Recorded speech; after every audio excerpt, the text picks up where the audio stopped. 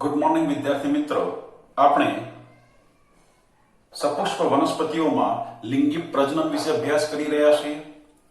અગાઉના lecture number 4 ની અંદર આપણે પૂર્વ ફલન ઘટનામાં નર પ્રજનન અવયવ પુંકેસર, લઘુ બીજાણુધાની અને પરાગરજ વિશે સમજી ગયા. આજે આપણે વિદ્યાર્થી મિત્રો લેક્ચર નંબર 5 ની અંદર પૂર્વ ફલન ઘટનાના માદા પ્રજનન અવયવ જાયંગ એટલે કે શ્રીકેસર ચક્ર, મહાબીજાણુધાની જેને અંડક તરીકે ઓળખાય છે અને ભ્રૂણપુટ વિશે અભ્યાસ કરીશું. તો ચાલો વિદ્યાર્થી મિત્રો જોઈએ તો જાયંગ કે શ્રીકેસર જેને આપણે કહીએ છીએ એ પુષ્પનો માદા પ્રજનનિક ભાગ છે. જાણે પુષ્પનો માદા પ્રાજનિક ભાગ છે અથવા અંગ છે. તો જાયંગ એ પુષ્પનો માદા પ્રાજનિક અંગ છે. અને જ્યારે જાયંગની રચના જોઈએ તો જાયંગને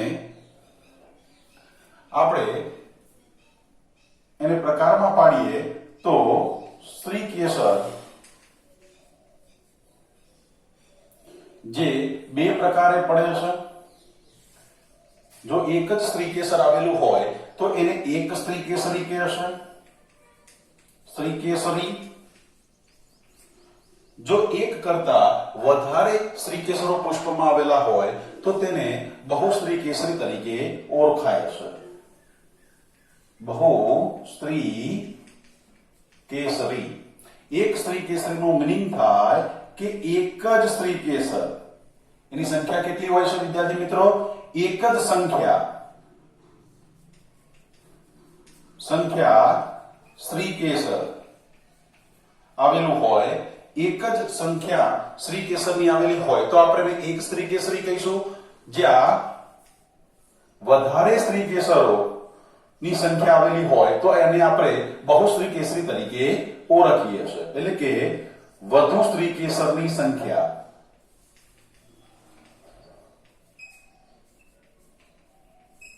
આવેલી હોય તો આપણે એને બહુશ્રીકેસરી તરીકે ઓળખીએ છીએ. હવે એક શ્રીકેસરી જે શ્રીકેસર છે એનું આપણે ઉદાહરણ લઈએ. એક શ્રીકેસરની વાત કરીએ તો એના ઉદાહરણની અંદર આપણે જોઈએ તો એક શ્રીકેસરીની અંદર આંબો છે, નાળિયેર છે કે જેની અંદર મોનોકાર્પેલરી એટલે કે એક શ્રીકેસરી ની રચના જોવા મળે છે. જ્યારે બહુશ્રીકેસરીની વાત કરીએ તો બહુશ્રીકેસરીની અંદર આપણે જોઈએ વિદ્યાર્થી મિત્રો તો બહુશ્રીકેસરી જે છે એના બે પ્રકાર પાડી શકાય છે. કારણ કે વધારે શ્રીકેસરો છે એ એકબીજા સાથે જોડાયેલા પણ હોય છે અને ઘણા પુષ્પોની અંદર એ મુક્ત અવસ્થામાં પણ જોવા મળે છે. તો આવા બહુશ્રીકેસરી જે શ્રીકેસર હોય એના બે પ્રકાર પડે છે. એક પડે છે યુક્ત શ્રીકેસરી અને બીજો પ્રકાર પડે છે એનો વિદ્યાર્થી મિત્રો મુક્ત શ્રીકેસરી, મુક્ત બહુશ્રીકેસરી.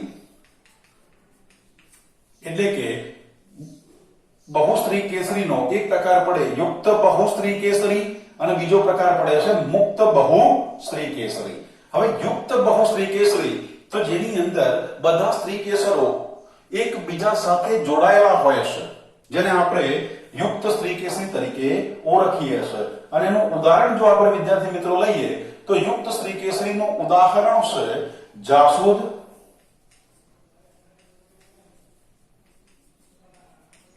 ધતુરો છે અને અફીણ.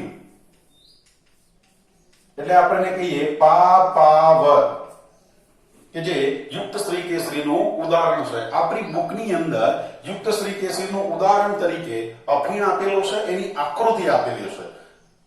જ્યાં જોઈએ વિદ્યાર્થી મિત્રો મુક્ત શ્રીકેસરીની જો વાત કરીએ તો મુક્ત શ્રીકેસરીની અંદર આપણી એનસીઈઆરટી બુકમાં જે આકૃતિ આપેલી છે એ છે માઇકેલિયા જેને આપણે ચંપા તરીકે ઓળખીએ છીએ. ચંપો જેને માઇકેલિયા તરીકે ઓળખાય છે. આ ઉપરાંત જો વધુ ઉદાહરણ લેવા હોય તો આપણે લઈ શકીએ કમળ છે, આ ઉપરાંત લેવી હોય તો સ્ટ્રોબેરી છે કે જે મુક્ત સ્ત્રી કેસરીનું ઉદાહરણ તરીકે જોવા મળે છે. હવે વિદ્યાર્થી મિત્રો સ્ત્રી કેસરનો અભ્યાસ કરીએ તો જે સ્ત્રી કેસર છે એ મુખ્ય 3 ભાગનું બનેલું જોવા મળે છે.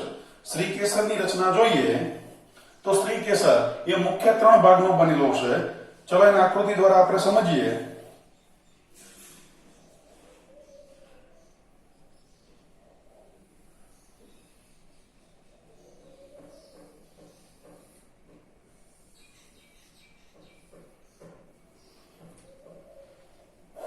તો જેની અંદર જે સ્ત્રી કેસર છે એ મુખ્ય સ્ત્રી કેસર એ મુખ્ય 3 ભાગ નું બનેલું છે. એટલે કે એમાં મુખ્ય 3 ભાગ આવેલા હોય છે. જેમાં પહેલો ભાગ જોઈએ તો આ ભાગ જે છે એ છે પરાગાસન. પરાગાસન. બીજો જે ભાગ છે એને કહીશું પરાગ વાહિની અને ત્રીજો જે ભાગ છે એ બીજાશય અથવા તો આપણે એને અંડાશય તરીકે પણ ઓળખીએ છીએ. તો સૌથી પહેલા વાત કરીએ પરાગાસનની તો એના 3 ભાગ છે. એમાં પહેલો ભાગ છે પરાગાસન. પરાગાસન અને પરાગાસનની વાત કરીએ તો પરાગાસન જે છે એ પરાગાસન એ પરાગરજનું સ્થાપન કરતું અંગ છે. એટલે કે એ જે ભાગ છે એ પરાગરજ માટે ગ્રાહી સ્વરૂપે જોવા મળે છે. પરાગાસન એ પરાગરજનું ગ્રાહી સ્થાન છે. જ્યારે સેકન્ડ નંબરમાં જોઈએ તો પરાગવાહિની. પરાગવાહિનીની વાત આપણે વિદ્યાર્થી મિત્રો કરીએ તો પરાગવાહિની જે પરાગાસનની નીચે લંબાયેલો એક નલિકામય ભાગ છે. તો પરાગવાહિની એ પરાગાસનની નીચે લંબાયેલો નલિકામય ભાગ છે. તો વિદ્યાર્થી મિત્રો આપણે જોઈએ તો પરાગવાહિની એ પરાગાસનની નીચે લંબાયેલો નલિકામય ભાગ છે. હવે વિદ્યાર્થી મિત્રો સ્ત્રી કેસરના ત્રીજા ભાગની વાત કરીએ તો સ્ત્રી કેસરનો ત્રીજો ભાગ એટલે છે બીજાશય.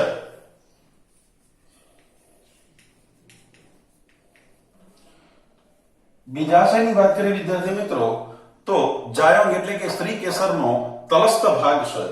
બીજાશય એ સ્ત્રી કેસરનો તલસ્થ ભાગ છે જે ગોળાકાર કે અંડાકાર જોવા મળે છે. જેને બીજાશય કે અંડાશય તરીકે પણ ઓળખાય છે. જેને બીજાશય પણ કહેશે અને અંડાશય તરીકે પણ એ ઓળખાય છે. આવા બીજાશય ની અંદરની બાજુએ એટલે કે એના પોલાણમાં જરાયુ ની ઉત્પત્તિ જોવા મળે છે. તો બીજાશય જે છે એ બીજાશયના પોલાણમાં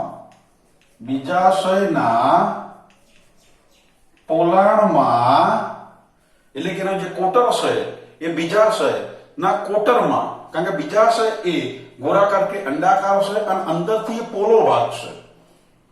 તો એવા બીજાશયના પોલાણમાં જરાયુની ગોઠવણી જોવા મળે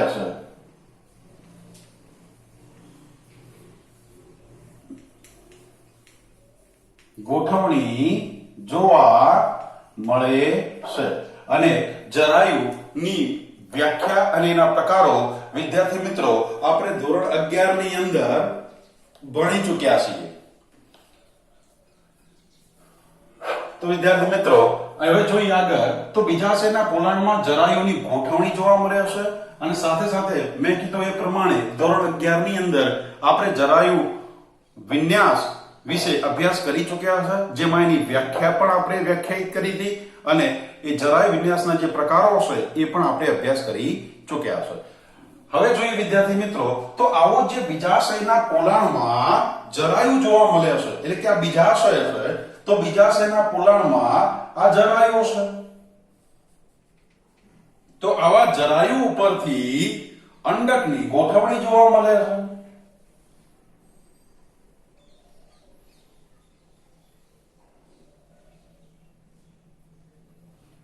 અને આવા જે અંડક છે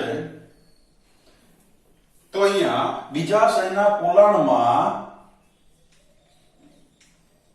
જરાયુ આવેલો હોય અને જરાયુ ઉપર અંડકની ગોઠવણી જોવા મળે છે. તો બીજાશયના પોલાણમાં જરાયુની ગોઠવણી છે અને જરાયુ પર અંડક કે અંડકો, કારણ કે ઘણીવાર બીજાશયની અંદર એક કરતા વધારે અંડકોની પણ હાજરી જોવા મળે છે, માટે જરાયુ પર અંડક કે અંડકો ની ગોઠવણી થયેલી જોવા મળે છે. હવે વિદ્યાર્થી મિત્રો જો બીજાશયના પોલાણની અંદર એક અંડક હોય અથવા તો ઘણીવાર એક કરતા વધારે અંડકો ઉદ્ભવતા જોવા મળે છે, જ્યાં આવા અંડકો જે છે એ અંડક કે અંડકોને મહાબીજાણુધાની તરીકે પણ ઓળખાય છે. અને આવી જે બીજાશયની અંદર જે મહાબીજાણુધાની છે એની સંખ્યા જોઈએ તો જેની અંદર બીજાશયમાં એક જ અંડક આવેલો હોય કે જેની અંદર કેરી અને ડાંગર નો ઉદાહરણ આપણે લઈ શકીએ છીએ. તો જરાયુ પરથી અંડક કે અંડકોની ગોઠવણી જોઈએ. જો બીજાશયની અંદર એક જ અંડકની ઉત્પત્તિ થતી હોય તો એના ઉદાહરણને આપણે લઈએ કે બીજાશયમાં એક જ અંડક ની ઉત્પત્તિ હોય અથવા તો એ વધુ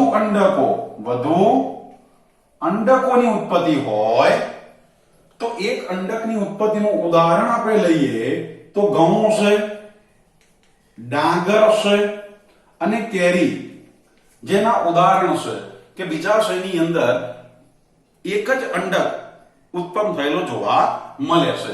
જ્યારે એક કરતા વધુ અંડકની વાત કરીએ તો બીજાશયમાં બીજાશયના પોલાણમાં વધુ જરાયુનું નિર્માણ થાય છે અને એવા જરાયુ ઉપર ઘણા બધા અંડકોની ગોઠવણી જોવા મળે છે.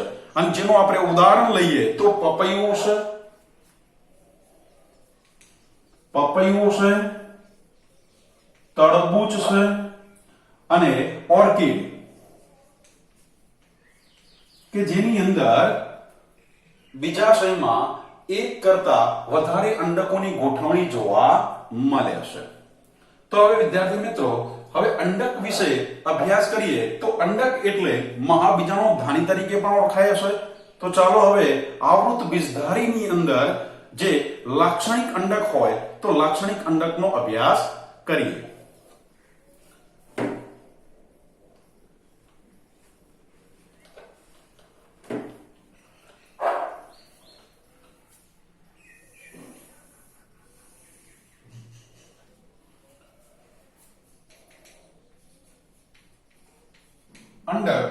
અંડકને આપણે મહાબીજાણુધાની તરીકે પણ ઓળખીએ છીએ. મહાબીજાણુધાની. તો વિદ્યાર્થી મિત્રો પહેલા અંડકની આપણે આકૃતિ દોરી કાઢીએ કે જેનાથી આપણે સરળતાથી સમજી શકીએ.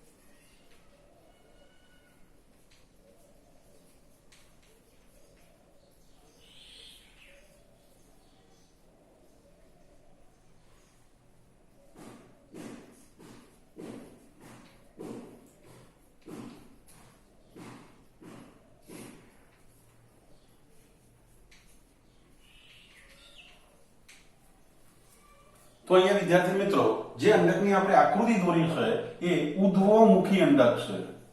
ઉધ્વમુખી અંડક છે. તો વિદ્યાર્થી મિત્રો આપણે જોઈ શકીએ છીએ અહીંયા અંડકની આકૃતિ. હવે અંડક જે છે એને બીજા નામે ઓળખીએ તો એને મહાબીજાણુ ધાની તરીકે પણ ઓળખાય છે. આવા મહાબીજાણુ ધાનીની આપણે વાત કરીએ તો અંડક જે છે એ એક નાની રચના છે, એક નાની અંડાકાર રચના છે અને જેની અંદર જોઈએ તો આવું અંડક એક દંડ વડે જરાયુ સાથે જોડાયેલું હોય છે, જેને અંડક નાળ અથવા તો અંડનાળ તરીકે ઓળખાય છે.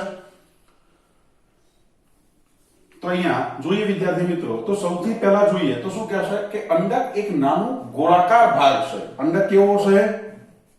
તો અંડક એ નાનો ગોળાકાર ભાગ છે જે નાના દંડ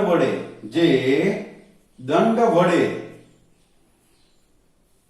જરાયુ સાથે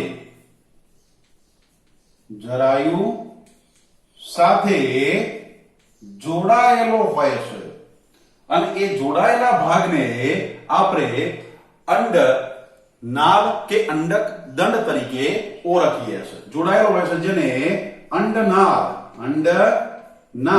કે અંડક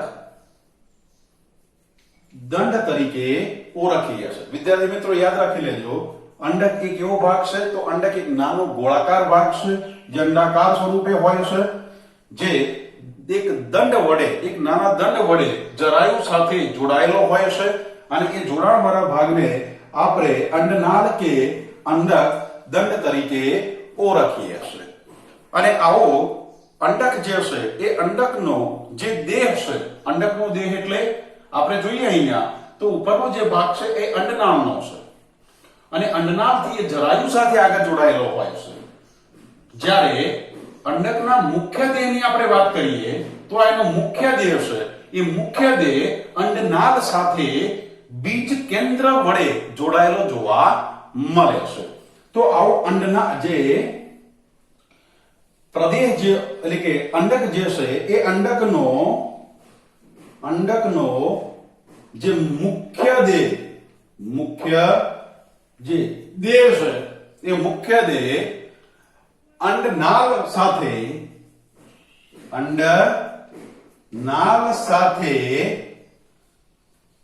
બીજ કેન્દ્ર થી જોડાયેલો હોય છે. અંડનાળ સાથે બીજ કેન્દ્ર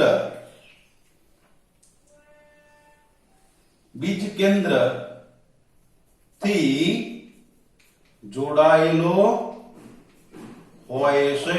એટલે કે બીજ કેન્દ્ર એ અંડક અને અંડનાળ વચ્ચેનું સંગમ સ્થાન છે. તો જે બીજ કેન્દ્ર છે એ અંડક અને અંડનાળ વચ્ચેનું એ સંગમ સ્થાન તરીકે જોવા મળે છે. એ બંનેને શું કરે છે તો કે સંગમ કરાવે, એ જોડે છે. અને આવા અંડકની વાત કરીએ તો બીજ કેન્દ્ર એ અંડકને અંડનાળ વચ્ચેનું સંગમ સ્થાન છે. દરેક અંડક એક અથવા બે અંડકાવરણોથી આવૃત જોવા મળે છે. તો હવે જોઈએ વિદ્યાર્થી મિત્રો તો દરેક અંડક એ એક અથવા તો બે શું આવેલા હોય છે એની અંદર અંડકાવરણો જે રક્ષણાત્મક સ્વરૂપે જોવા મળે છે. તો દરેક અંડકની અંદર એક અથવા બે અંડકાવરણો એ રક્ષણાત્મક સ્વરૂપે આવેલા જોવા મળે છે.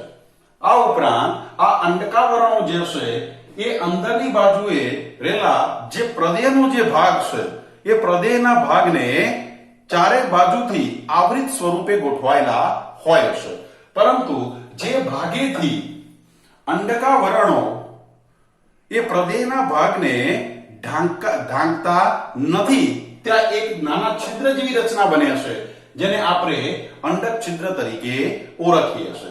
એટલે કે અંડકની અંદર જોવા મળતા જે અંડકાવરણો છે એ અંડકાવરણો એ કોને ઢાંકે છે તો કે અંડકનો જે મુખ્ય પ્રદેહનો જે વિસ્તાર છે, અંડકાવરણો એ પ્રદેહ જે છે એ પ્રદેહને અંડકાવરણો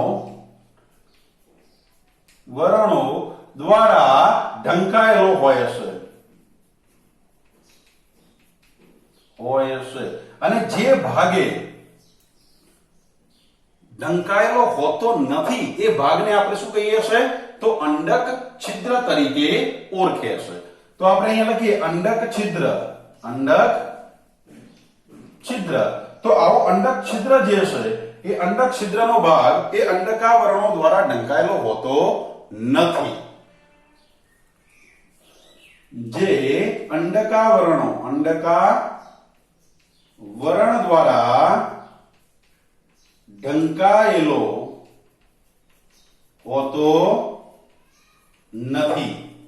હવે જોઈએ વિદ્યાર્થી મિત્રો, તો જે ભાગ પ્રદેહની આપણે વાત કરી કે અંડકાવરણો જે છે એ પ્રદેહનો જે મુખ્ય ભાગ છે, મુખ્ય ભાગ સ્વરૂપે જોવા મળે છે, એને ઢાંકે છે. આ ઉપરાંત એ પ્રદેહ જે છે એ અંડકનો મોટો વિસ્તાર છે અને એ ખૂબ પ્રમાણમાં ખોરાક સંચિત સ્વરૂપે જોવા મળે છે. એટલે કે પ્રદેહની અંદર શું જોવા મળે છે તો કે પ્રદેહની અંદર ખૂબ મોટા પ્રમાણમાં ખોરાક સંગ્રહિત સ્વરૂપે જોવા મળે છે. અને આવા પ્રદેહની અંદરની બાજુએ જોઈએ તો અંડકનો જે મુખ્ય ભાગ, જેને આપણે ભ્રૂણપુટ અથવા તો માદાજન્યુ જનક તરીકે ઓળખીએ છીએ, તો આવા પ્રદેહની અંદર પ્રદેહમાં શું આવેલું હોય છે તો કે અંડકનો મુખ્ય ભાગ એટલે કે ભ્રૂણપુટ અથવા તો આપણે શું કહીએ છીએ માદાજન્યુ જનક તરીકે ઓળખીએ છીએ.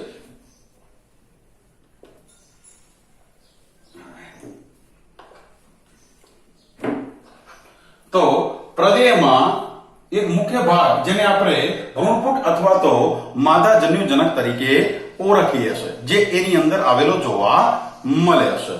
અને જ્યાં જોઈએ તો અંડક જે છે એ અંડકની અંદર સામાન્ય રીતે એક મહાબીજાણુમાંથી એક અંડકનું નિર્માણ થતું જોવા મળે છે.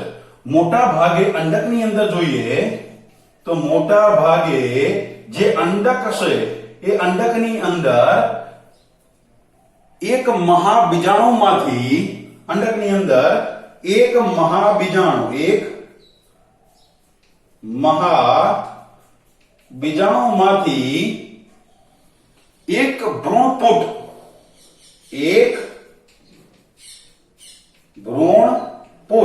નું નિર્માણ થતું જોવા મળે છે. એટલે કે મોટા ભાગે જે અંડક હોય એ અંડકની અંદર એક મહાબીજાણુમાંથી એક ભ્રૂણપુટનું નિર્માણ થતું જોવા મળે છે. સામાન્ય રીતે જોઈએ તો અહીંયા જે એક મહાબીજાણુમાંથી એક જ ભ્રૂણપુટનું નિર્માણ થવું, જેને આપણે મોનોસ્પોરિક પ્રકારનો ભ્રૂણપુટ તરીકે ઓળખીએ છીએ. જ્યાં ભ્રૂણ વિદ્યાની અંદર જે પંચાનન મહેશ્વરી છે એમનું ખૂબ મોટું યોગદાન રહ્યું છે. અને એમને આ જે ભ્રૂણપુટ છે એ ભ્રૂણપુટના પ્રકારો પણ આપેલા છે, જેની અંદર એક મહાબીજાણુમાંથી એક ભ્રૂણપુટનું નિર્માણ થાય તો એને મોનોસ્પોરિક પ્રકારનો ભ્રૂણપુટ કહે છે. જે એક મહાબીજાણુમાંથી બે કે એનાથી વધારે જો ભ્રૂણપુટનું નિર્માણ થાય તો એને બાયસ્પોરિક, ટ્રાયસ્પોરિક કે ટેટ્રાસ્પોરિક પ્રકારના ભ્રૂણપુટ તરીકે ઓળખાય છે. તો આજે આપણે વિદ્યાર્થી મિત્રો જાયમ એટલે કે સ્ત્રીકેસર અને સ્ત્રીકેસરના ભાગો વિશે અભ્યાસ કર્યો. આ ઉપરાંત જે મહાબીજાણુ ધાની એટલે કે અંડક વિશે આપણે અભ્યાસ કર્યો.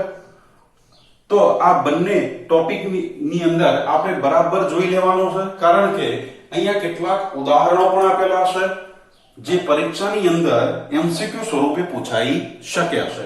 જ્યારે અંડક કે મહાબીજાણુ ધાનીની જે રચના છે એ આપણે બરાબર એનસીઈઆરટી બુકમાંથી તૈયાર કરી લઈશું, કારણ કે અંડક કે મહાબીજાણુ ધાનીની જે રચના છે એ વિદ્યાર્થી મિત્રો આઈએમપી છે, જે પરીક્ષાની અંદર થિયરીના ક્વેશ્ચનમાં પૂછાઈ શકે છે.